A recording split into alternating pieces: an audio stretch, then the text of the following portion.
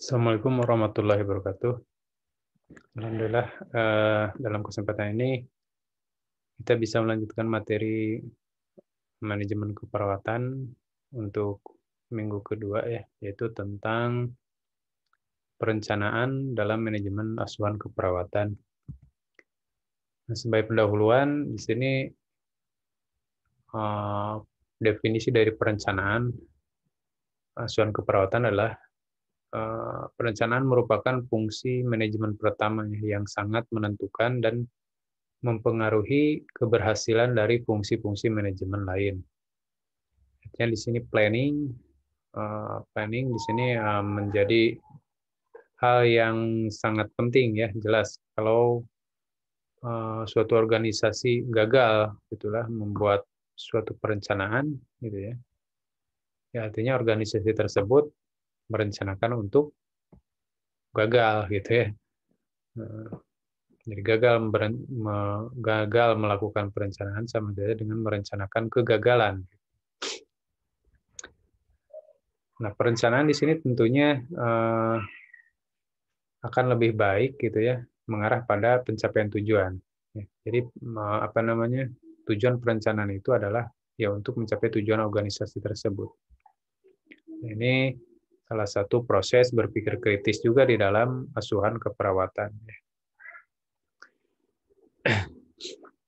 Kemudian melalui fungsi pengorganisasian seluruh sumber daya baik manusia maupun bukan manusia yang dimiliki, diatur penggunaannya agar efektif dan efisien. Jadi apa namanya?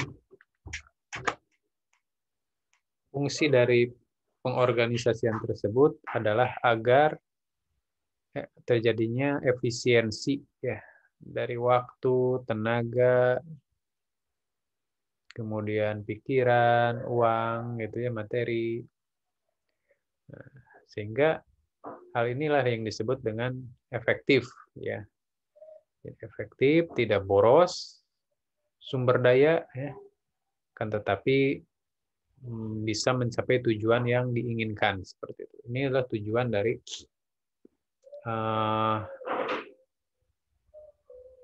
perencanaan ini ya.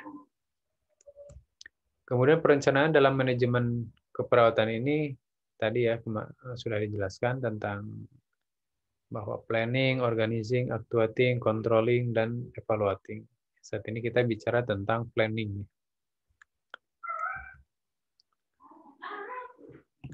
Hakikat perencanaan merupakan aspek dalam manajemen, aspek utama ya dalam manajemen. Adalah pengaturan dan penggerakan karyawan melalui proses kepemimpinan. Ini menurut Gito Sudarmo tahun 2001. Kemudian hasil dari perencanaan adalah sebuah rencana atau rencana kerja yang harus berisi alternatif terbaik untuk mencapai tujuan. Ya, artinya di sini perencanaan ini harus disesuaikan dengan berbagai macam faktor ya. Jadi apa namanya? Faktor input, proses dan juga outputnya. Jadi apa modal kita, sumber daya kita bagaimana, spesifikasinya, karakteristiknya, maka harus rencana ini harus disesuaikan dengan apa yang kita punya. Nah, sehingga menghasilkan alternatif-alternatif, artinya di sini tindakan yang bisa dipilih ya, tentunya yang terbaik itu dengan kondisi kita saat ini. Ya misalkan seperti ini ya, bahwa pasien dengan ulkus diabetikum itu membutuhkan apa namanya asupan apa namanya protein yang tinggi gitu ya. Kemudian juga antibiotik dan itu juga apa namanya obat-obatan yang di apa namanya yang ya cukup banyak gitu ya. Nah, di sini perawat tentunya ingin memberikan yang terbaik bagi pasien. Kalau yang terbaik berarti kan obatan yang terbaik, terapi yang terbaik gitu ya. Apa namanya? Tempat perawatan yang terbaik gitu ya. Untuk mencapai kesembuhan.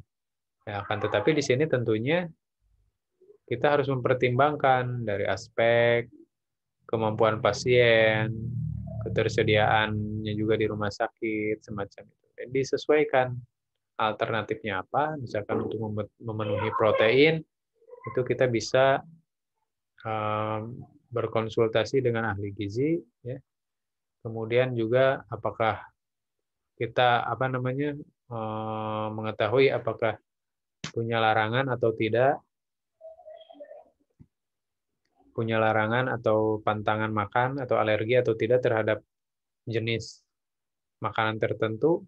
Ya, kalau tidak ada pantangan atau larangan ya, atau alergi terhadap jenis makanan tertentu, kita bisa menjadikan makanan tersebut alternatif input dari protein untuk pasien tersebut. Dan banyak lagi. Jadi itu fungsi dari perencanaan. Kemudian perencanaan juga harus mengandung unsur-unsur yang menjawab what, why, where, when, who, dan how ini. 5W 1H. Nah, ini teori manajemen yang terkenal ya. Kemudian tujuan perencanaan yang pertama meningkatkan peluang untuk sukses.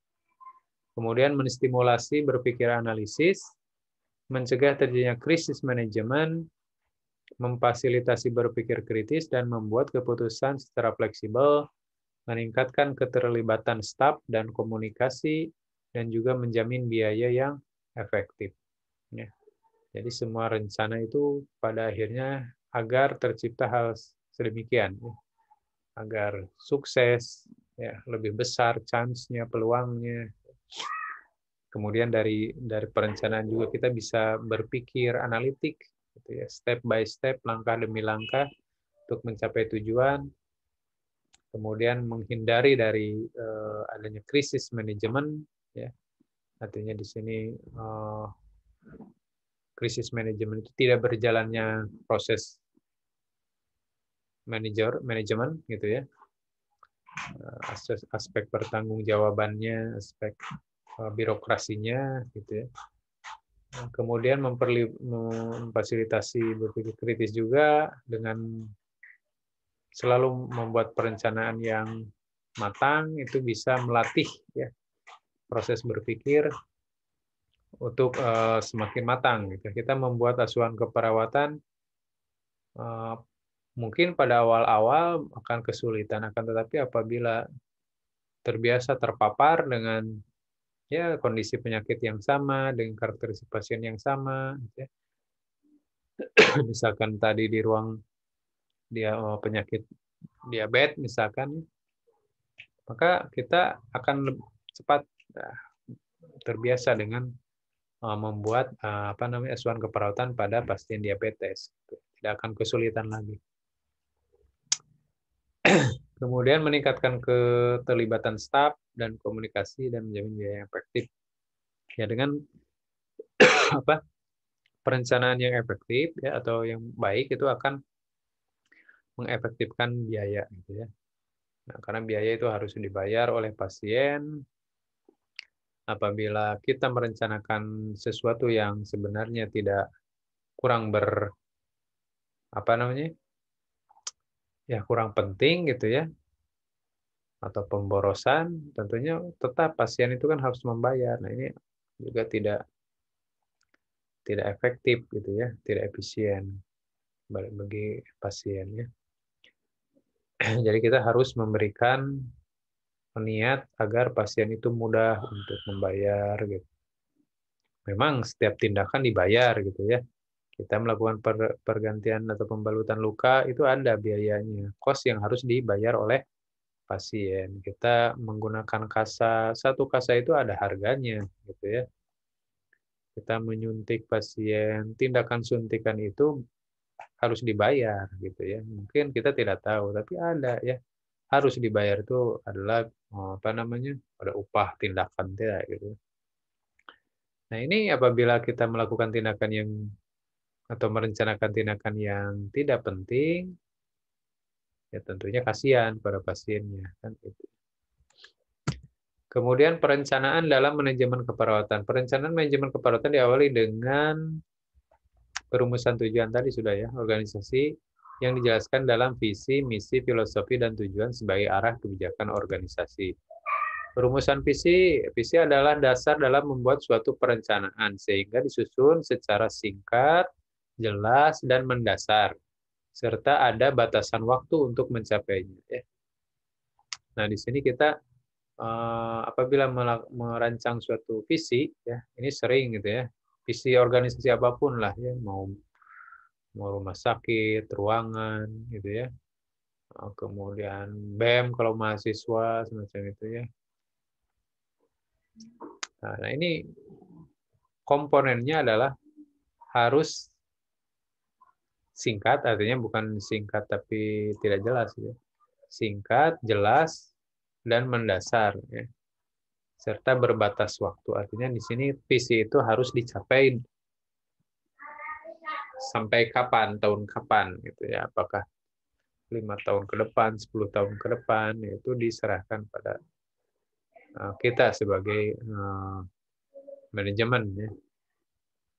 Kemudian perumusan misi adalah uraian yang berisi pernyataan operasional guna mencapai visi yang telah ditetapkan. Mungkin kemarin sudah dijelaskan sedikit ya. Jadi misi atau mission itu tindakan-tindakan apa saja sih yang kita butuhkan untuk mencapai suatu visi tersebut dalam waktu yang telah kita tentukan tersebut. Perumusan filosofi. Filosofi adalah nilai-nilai dan keyakinan yang menyangkut keyakinan dan praktik keperawatan dalam suatu organisasi. Ya, kemarin juga sudah disebutkan sedikit ya, tentang filosofi. Ya, suatu organisasi itu harus memiliki ciri khas, nilai-nilai keyakinan yang dianut. Itu untuk apa namanya? Ya, untuk membedakan ya, dan juga sesuai dengan fashion atau karakteristik dari organisasi kita. Filosofi dari ruang ICU tentunya berbeda dengan filosofi di ruang IGD. Ya. Seperti itu. Atau di ruangan lainnya. Karakteristik individunya pun biasanya berbeda, kompetensinya berbeda, semacam itu. Kemudian perumusan tujuan. Tujuan harus dapat menjelaskan arah, memungkinkan untuk dicapai, terukur, ada batas waktu. Ya ini pentingnya. Jadi tujuan itu dia harus jelas gitu ya. Apa tujuannya? Kalau bedanya dengan visi itu lebih global gitu ya, lebih holistik ya, mencakup arah organisasi ya, jangka panjang biasanya. Kalau tujuan ini adalah lebih terperinci ya tujuannya, agar biasanya breakdown dari visi itu, tujuan itu ya. Jadi breakdown. Ya, misalkan ingin menjadikan rumah sakit yang bertaraf global gitu ya, atau bersertifikasi global pada tahun 2025 misalnya. Nah, tujuannya bagaimana ini? Tujuan ini biasanya lebih terperinci gitu ya, misalkan meningkatkan kepuasan pelanggan, kemudian menurunkan biaya, misalkan jadi terjangkau, semacam itu. Ya, ini lebih spesifik gitu. Kemudian jenis perencanaan dalam manajemen keperawatan. Menurut waktu, pembuatan perencanaan dapat diklasifikasikan dalam yang pertama, perencanaan yang sifatnya reaktif dan perencanaan yang sifatnya proaktif. Yang sifatnya reaktif itu perencanaan yang disusun ketika adanya masalah aktual yang dihadapi saat ini. Ya, di sini biasanya rencana itu harus cepat, ya, reaksi, refleks, gitu ya. Nah, karena situasi yang akut, gitu ya, situasi yang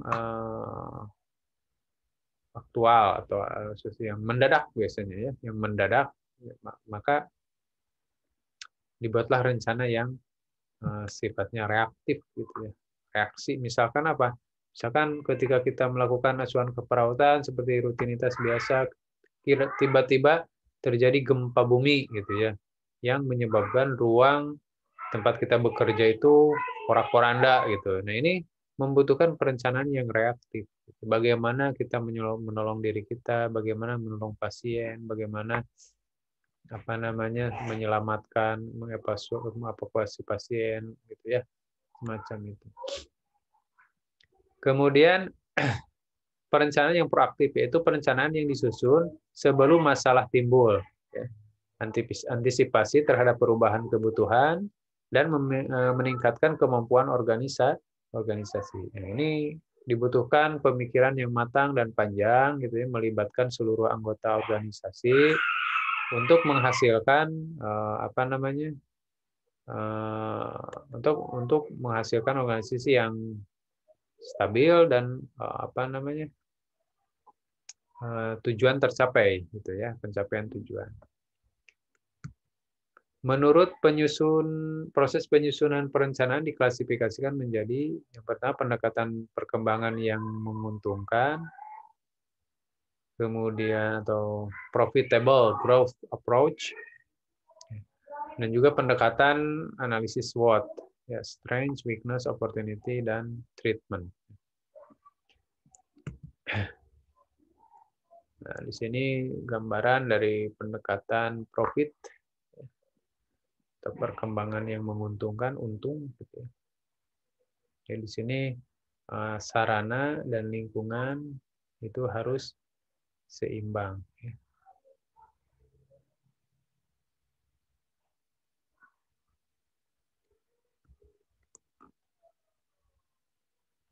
Kalau pendekatan SWOT, sini kita mempertimbangkan kekuatan, aspek kekuatan, kelemahan, dan juga peluang dan ancaman. Yang ditakar aspek apa yang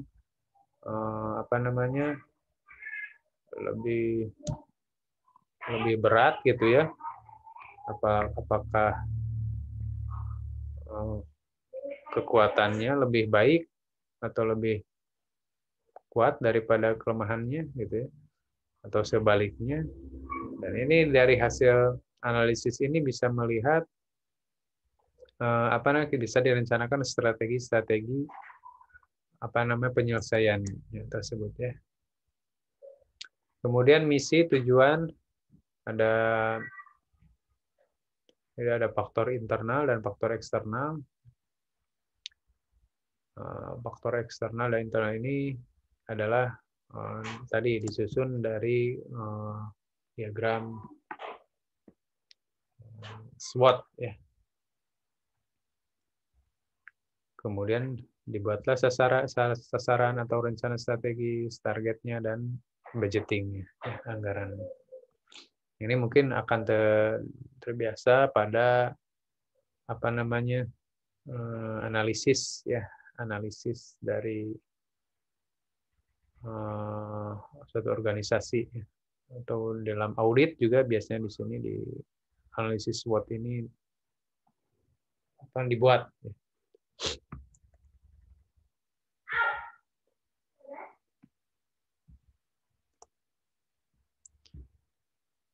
Oke, mungkin untuk materi ini dicukupkan sampai di sini. Wabillahi taufiq wal hidayah. Wassalamualaikum warahmatullahi wabarakatuh.